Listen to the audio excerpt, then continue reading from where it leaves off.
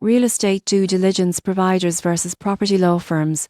Which one is better for institutional investors? Most investors get this wrong. They assume due diligence is just a legal check of property titles. The surprising truth is that institutional-grade investments require a combination of legal, financial, and operational insights, and choosing the right partner can significantly impact returns. Property law firms focus on the legal side of transactions. They review title deeds, confirm zoning compliance, examine lease agreements, and handle contract negotiations. For instance, a law firm can identify restrictive covenants that might prevent redevelopment or flag environmental liabilities that could trigger future litigation. Real estate due diligence providers go beyond legal review.